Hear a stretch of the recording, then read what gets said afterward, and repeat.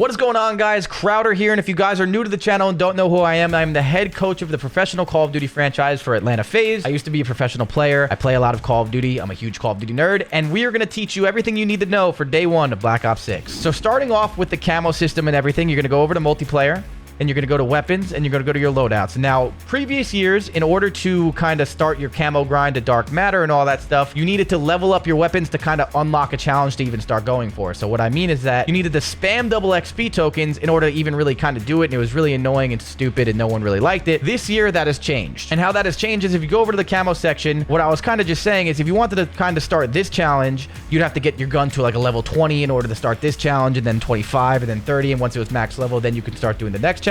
None of that exists anymore. It's a lot easier. So basically at a level 1 right now, the C9 is a level 1 for me. I have all these challenges that I can do, and all these challenges are the same on every gun. It is just headshots. So get 100 headshot kills with the C9, and if you do all of that, you're good to go. Then you move on to your specials, and your specials are going to be a little bit different per gun, and you're going to have to do these 2 specials. And then once you're done with all the military and all the specials, then you move on to the mastery, and then after that you can kind of just continue on getting all your gold guns, then platinum, then so on and so forth. And if you want to see what the mastery camos look like and you haven't seen them yet, here they are. This is dark matter. This is when you get every single gun in the game done with the mastery, and you get every single dark spine challenge on every single gun in every single category done. You get dark matter. Dark matter is going to look like this.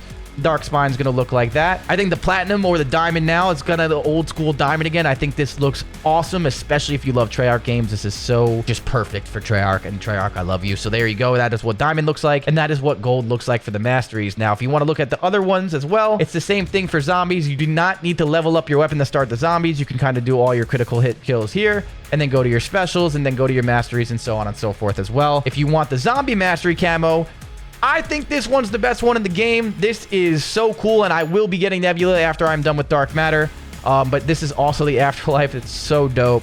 And you have Opal, which is kind of just like Diamond as well. And then Mystic Gold, which is a cooler version of Gold, in my opinion. So I do think it's pretty cool. And then eventually we'll have Warzone as well. But in general, when it comes to multiplayer, if you want to get your challenges done, starting off with headshots is how exactly you do it. It's really quick and easy. And before we get into the next topic, if you are a dark matter chaser, this is going to be the year you actually do it, because this is probably the easiest year they've ever made it for you guys. This cannot get any easier when it comes to something that's mastery, but it's also not a super long, obnoxious grind. It will still be super long and obnoxious, but not a full year's worth, depending on how much you play. But either way, what I would recommend doing, a lot of headshots are all going to count on hardcore. So I'd go to find a match, you go to quick play, and you click square to filter it, and you go over the hardcore. And then I like playing hardcore domination and hardpoint right now. That's what we've been playing as a squad.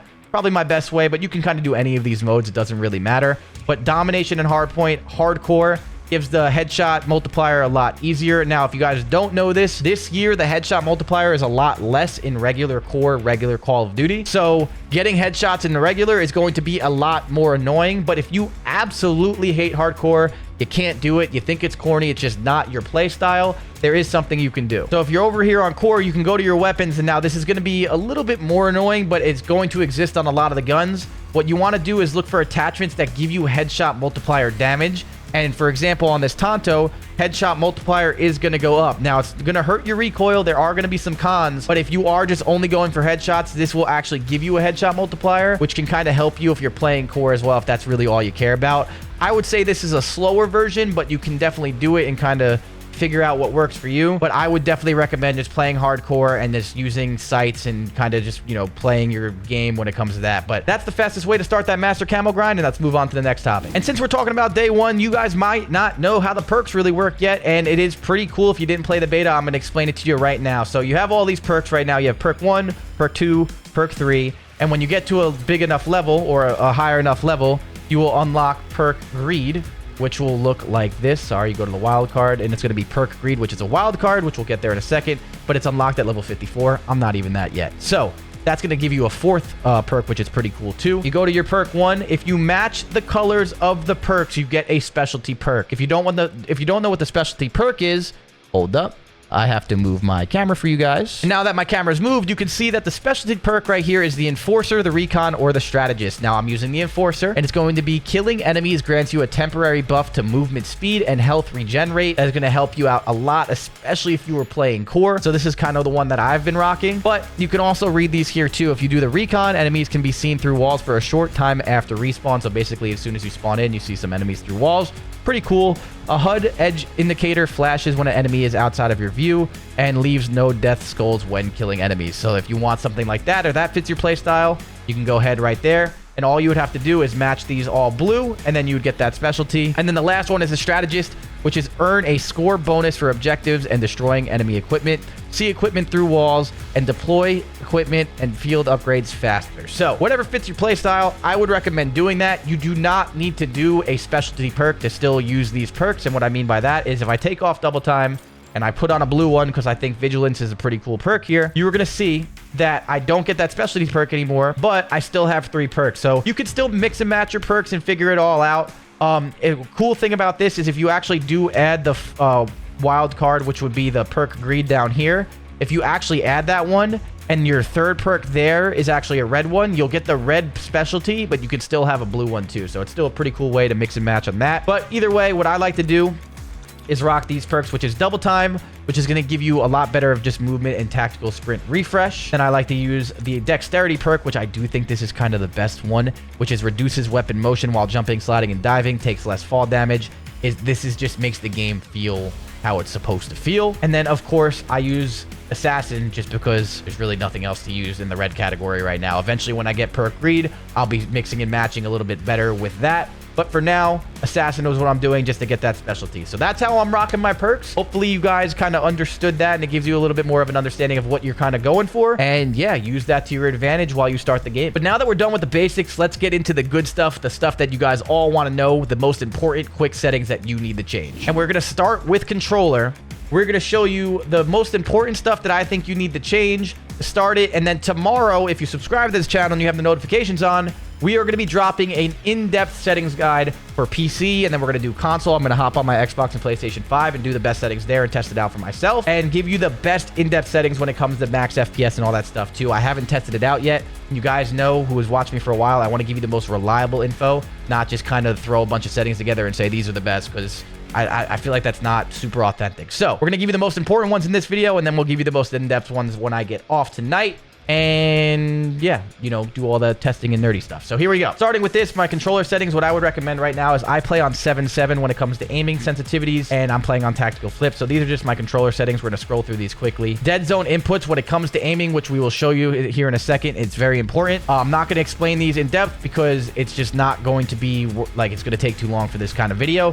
But this is what I am rocking right now. I would recommend for people that don't have a really good controller at the moment to up this left stick maximum to like 85 to 99. That's something that we'll go more in depth with in the guide. But those are my dead zones that I'm playing with right now. And then if you go over to aiming, sensitivity multiplier and all this stuff, aim advanced settings, this is a very important one right here. So this kind of messed me up when I started my game. If you go to aim advanced settings, you're going to have this ADS sensitivity transition timing. Mine was on gradual.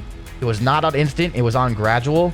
And you want this on instant. Now in the beta, there was a bug that you might have put it on gradual for that reason. You want this on instant now. It is way better in instant, so make sure that is actually switched over to that. And then this is also where the aim response curve type is, and this is really good for controller players. And I actually had this on standard as well because my stuff got reset and I forgot when I first started playing, and it felt a little off until I figured it out. So take it off of standard and put it on dynamic. Those are the best settings when it comes to aiming and controller settings.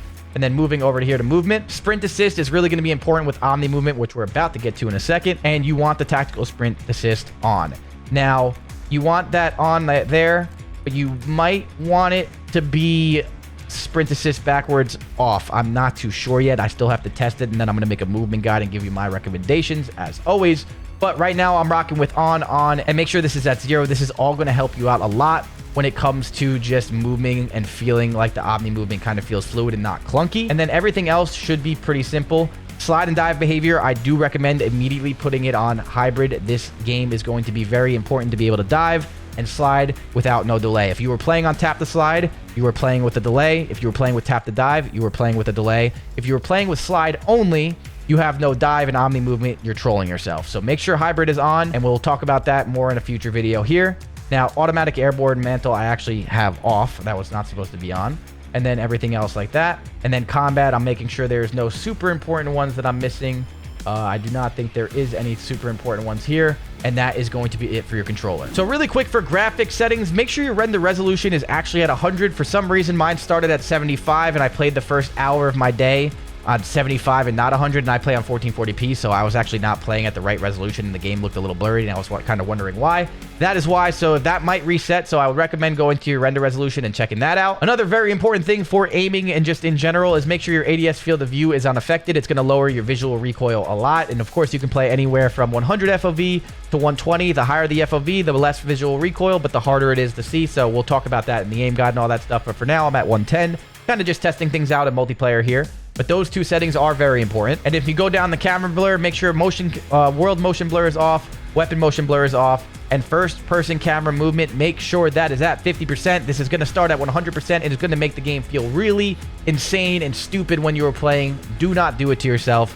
Those three settings, turn them all off just like that. And now when it comes to audio, I am not a master at this yet because the game just came out, but this is my audio settings here. I don't play with the music volume on or the cinematic volume on. I feel like there's too much going on in my headset when I have that all on. And then I'm playing on my default device. Right now I'm using the Art is War tuning, but in general, that's what I play with. The advanced headphone mode on, I have not tried this yet. When I try this in depth and get more reviews from the experts, from people like Art is War and people from the FPS Hub, I'm going to make a video a little bit more in depth about this as well.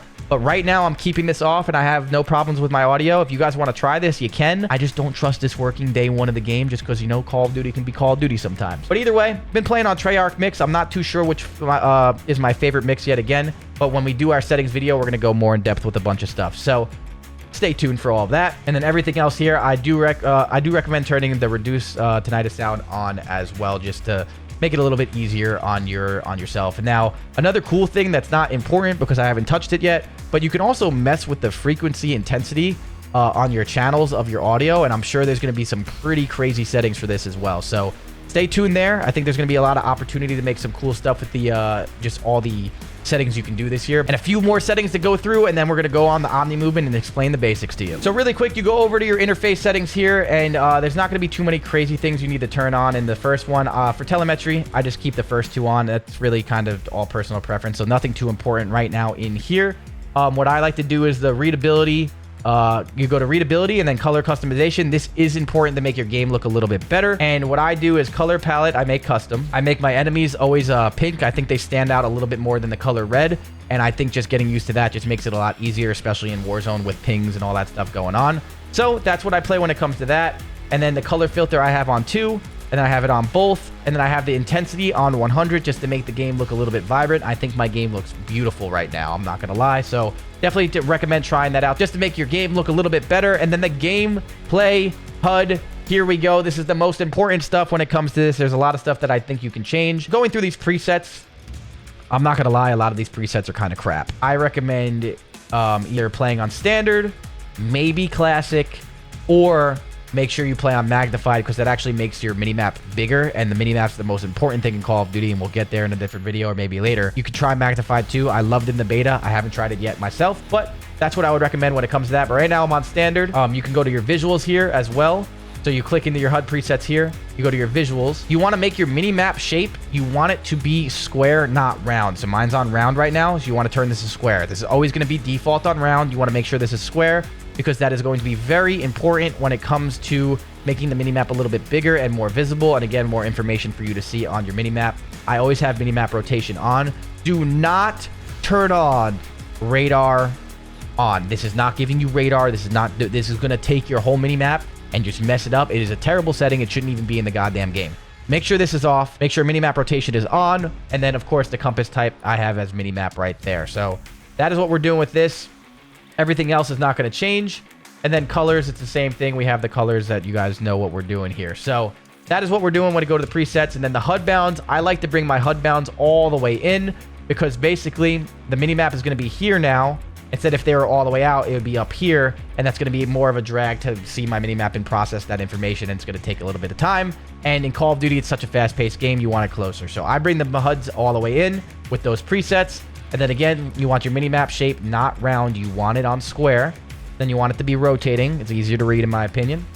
And then all of this other stuff is good to go. Now, moving to the crosshairs, this is something that they added, which is pretty dope too. It is going to be the center dot. So I like playing on center dot, or I'd recommend playing static if you want the crosshairs like that, like, you know, like the little crosshairs on the side, which you can see right here. I also just realized I didn't move my camera back, so I really hope, editor, that when you're watching this, I didn't fuck any of that up, so we can still get the video. If we do, I'll re-record, let me know. Back to what we were saying. The center dot, I have my center dot on, and the cool thing that they did that they've never had before is crosshair color. You can change the color of your crosshair. If you look right next to my camera, I know this is a little bit weird because I just moved my camera, I'm messing everything up, is look at that. I have mine as like a teal, bright, vibrant blue. You can change any of the colors here to make it any color that you want, and then obviously you can do the brightness and the saturation of it and just have a different color crosshair. I think this is such a cool addition.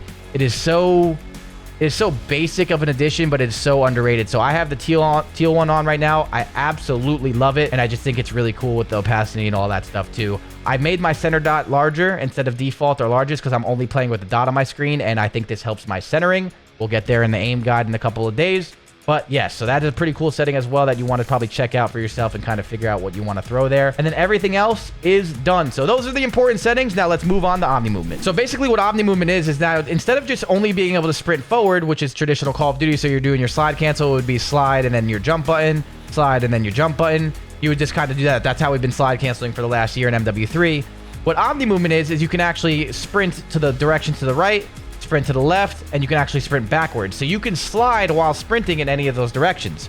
So when you were sprinting to the left and you click slide, you can actually slide. When you're sprinting to the right, same thing. You can even slide backwards in this game. So if you're sprinting backwards, you can slide backwards just like that. So all you have to do when you were playing on the settings that I was giving you is you push your left stick forward, you slide. You push your left stick backwards, you slide. And that is how you're going to basically do all of your sliding and your moving, and you can control it. And it's pretty cool because you're going to be able to do some cool stuff. Like you're going to be able to like kind of shoulder here, see that, and then slide backwards. You know, if you see kind of like a lot of people, you can slide behind cover and kind of bait people out. And just in general, it's going to be pretty dope. And now the reason why I told you to play on hybrid is sliding with no delay and diving with no delay is going to be important. Everything I just explained to you when it comes to playing on hybrid and sliding with Omni Movement does the same thing for diving. So what I mean by that is if I'm moving forward and now with hybrid, you want to click and hold your left stick and then click your slide button, it'll be the same thing. So right here, my button is I'm pushing my left stick forward and I'm clicking my R3 because I play on tactical. So my slide button's R3. So it's this R3. That's how I slide. If I want to dive, I click and hold my left stick. So my L3, so click and hold L3, and then I hit my slide button and now I dive. And that is what hybrid is with no delay at all. So I can slide, and then click and hold, dive. And that is how Omni Movement is going to be working. So just like I said, you can sprint to the left and slide like that. If you're sprinting to the left and you click and hold your stick, you're going to dive to the left like that as well. And you can do some pretty cool stuff. Obviously, this is going to take a lot of practice and just reps to get used to this. But it's the same thing when you're going backwards. You can dive backwards as well and do some pretty cool things that enemies on their screen, you're going to look all weird. Your body's going to be moving in all kind of ways where they're going to miss their shots, and then you can kind of get away behind cover and, you know, have some pretty crazy clips, especially the better you get at it. So Omni Movement in general is going to be the same thing. Your slide cancel, you want to slide and then jump. You can also slide, aim in, and then jump. That's probably my favorite way to slide cancel in this game right now is slide, aim in, and then boom. And then slide, aim in, boom. And that's kind of like my favorite way of doing it. Another cool thing that you can do with the Omni Movement that you couldn't really do last year, if you jump and then in the air you click slide, like jump slide, you actually slide when you hit the ground. So what's pretty cool about that is in Omni Movement, you can actually jump, slide, and aim in, and boom. You can slide and aim and move all in one motion, in a fluid motion, and it's just really fun. So like you can like kind of like jump, slide, aim in, slide across the doorway. So again, jump, slide, aim in. You know, like you can do a lot of cool things where if you were clearing an angle, you can kind of go like that and be like, oh, I see him there. And then you can keep moving to the right and not take too much damage, but also be able to damage your enemy. So a lot of cool creative stuff that you're going to be able to do. Again, I'm going to take my time with some of the pro players that I coach and watch some stuff and obviously get reps on my own to go in depth with some of this Omni Movement stuff. And bonus tip, if you didn't know, you do have unlimited tack sprint with your knife out, and it's not by holding triangle or Y or your weapon swap anymore. The way you actually pull out your knife is by holding melee you hold melee, and now you have unlimited attack sprint in any direction forever. So you can, again, literally sprint to the right just like that forever, and then sprint to the left, and then you can do some cool stuff like dive.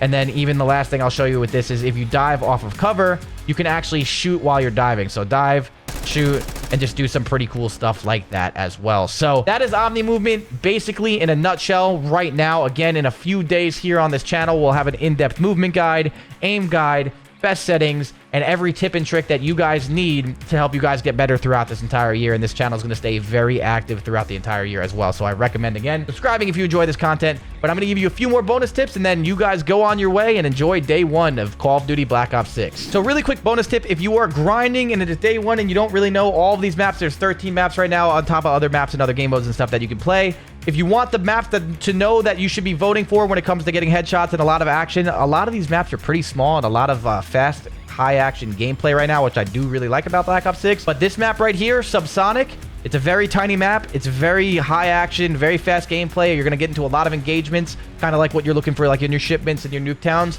I recommend voting this map, and if it's not going to be this map, I recommend voting Babylon. Those are my two maps right now where if they are on the vote list, I am voting for them every single time. I'm telling my teammates to vote for them, and that is how you're going to get the most engagement. So never let either of those two maps go if you are a camo grinder and you want the best maps to play. Obviously, share what you guys think below when you guys get your hands on the game. Tell me what your favorite maps are in the comments below. And then here's another tip as well. When you are making your loadout, you go to your gunsmith and you go to, for example, customize. You see that this is new. It was in Black Ops 1, so it's not new. I'm not letting COD get away with this. They should have had this in the game for the last 10 years, and they haven't. But you can actually customize your reticle now instead of having to spend $30 in the goddamn store to get a reticle on a blueprint. And I'm sure they're still going to have that. But now you can actually kind of do some custom reticle stuff that is pretty dope as well. I've been using the teal dot or the green dot. And the way I unlock this is by aiming down your sights with the AccuSpot reflex in multiplayer. If you do that 50 kills, there you go. You get all these reticles. So there's a bunch of reticles right now that you can get to customize. If you do the zombies, you can get the purple dot. You can do a bunch of cool stuff like this as well. And then, of course, there's going to be shared stuff too. And then, obviously, Warzone in the future. But adding a lot of cool stuff for reticles, I do think this is better. I still think they should just have a custom color for everything instead of having even to do challenges for it. I know they've had some custom reticles here in the past. But, again, they're getting there. Either way, I do think this is pretty dope as well. So the green dot's been really good. I like it more than the red dot. And then that purple dot's looking like I need to unlock it too. And that is what I'm going to leave you with. So hopefully this video helps you get yourself off your feet for day one of Black Ops 6. If you enjoyed this video, like, comment, subscribe, and all that stuff. A lot of more information coming your way on this channel every single day. I appreciate you guys. I love you guys. And enjoy the grind. Peace.